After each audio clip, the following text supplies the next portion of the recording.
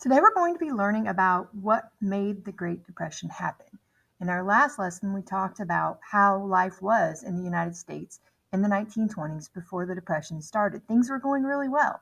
Unfortunately, things aren't going to be going well for much longer. And so we're going to find out today the causes of the Great Depression. And there's also a period called the Dust Bowl, and I would like you to listen for the causes of those things as well.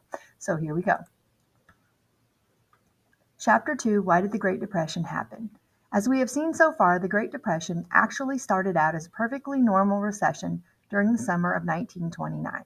However, there were several factors that made this normal recession become something so large and devastating, eventually leading people to call it the Great Depression. These factors were the stock market crash of October 29, 1929, the use of the gold standard, the Dust Bowl, the actions of Presidents Herbert Hoover and Franklin Delano Roosevelt before and during the crisis. So we'll start with the stock market crash on October 29, 1929. As we saw earlier, the stock market was behaving very strangely during the summer of 1929. Although the prices of shares should have been going down because of the recession, the stock prices just kept going up and up. Why was this? Well, a lot had to do with the fact that investors couldn't believe that the stock market would ever stop growing. In fact, many people had begun to speculate in the stock market. What does the term speculate mean? Well, instead of standard long-term investing, it has to do with looking for a quick profit from a stock.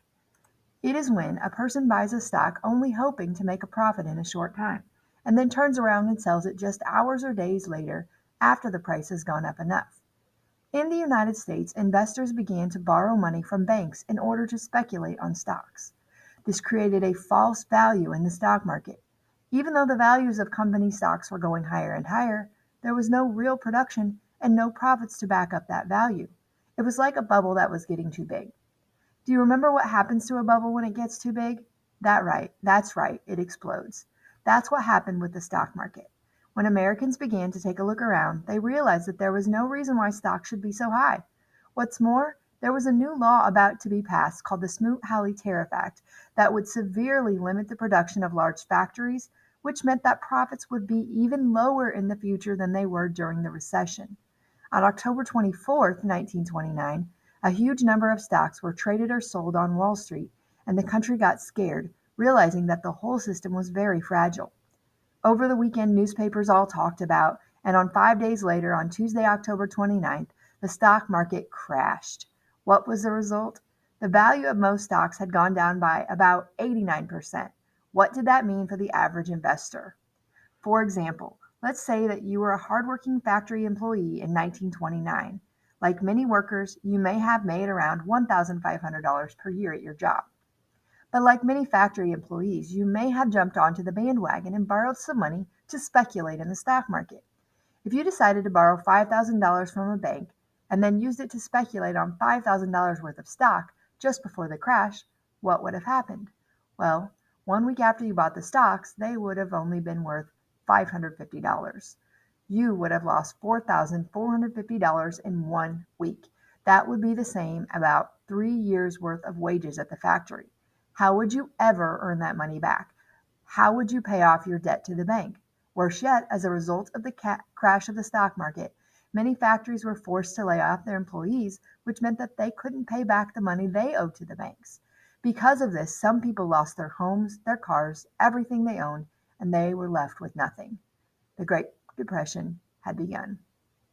The next topic that caused the Depression was the use of the gold standard. Another factor that made the Depression so strong and so devastating was the gold standard. Do you know what the gold standard was? Well, in order to understand what the gold standard was, we have to understand a little bit about where money comes from. Money in the United States is printed by a central bank called the Federal Reserve. They are in charge of determining how much money is printed and how much the money is worth.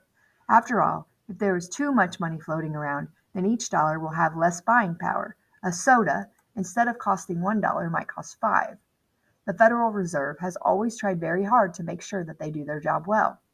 For many years, the Federal Reserve only printed money based on the amount of gold that was kept in its storehouse. For example, dollars were originally printed with the words gold coin on them. This was to show that each bit of money, each bit of currency, in the national economy was backed up by something real and valuable: gold. It also made it clear that U.S. currency could be exchanged at a local bank at any time for real gold coins. Other countries around the world that wanted to do business with the United States had to do the same thing. They had to make sure that their currency was backed up by the gold that they had in their storehouse. If there was no more gold, then no more money could be printed. That way, it would be easy to trade with other countries because their money would all have similar value. However, when people began to get worried about the value of a country's currency, they would go to their local bank and say, "Take your paper money, bank, and give me my gold." Then they would hide the gold until they thought the economy had gotten through the recession. However, what would have happened if everyone in every country got really scared and didn't trust the government anymore?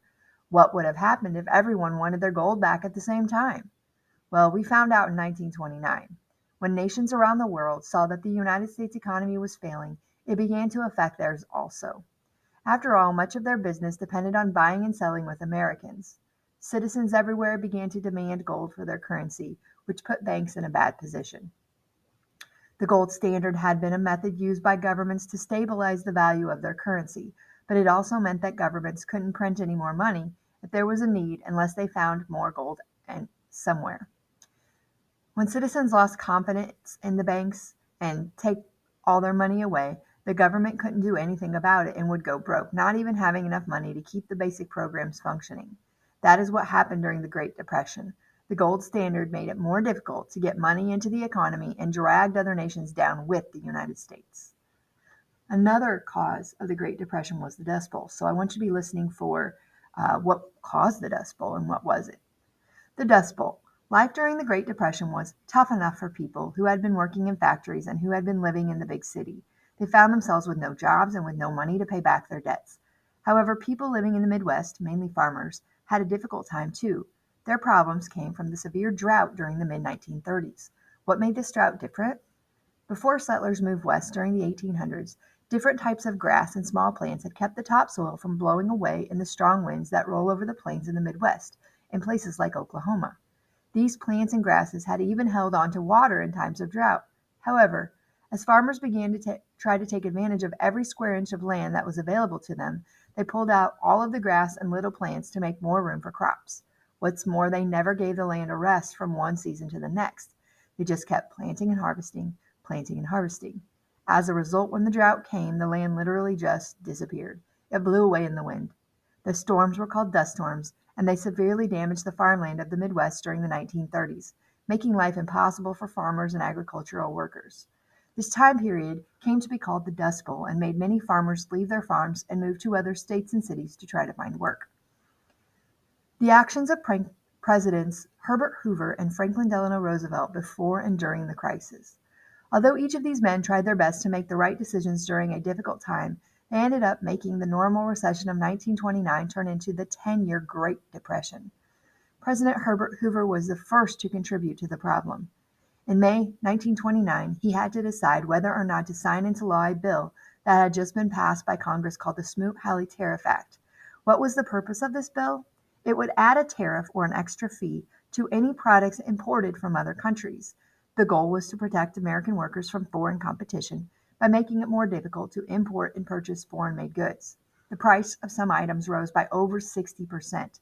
As an example, a car made in Germany that normally sold for $2,000 would now sell for $3,200, with the government getting the extra money. Why do we say that the Smoot-Hawley Tariff Act contributed to the Great Depression?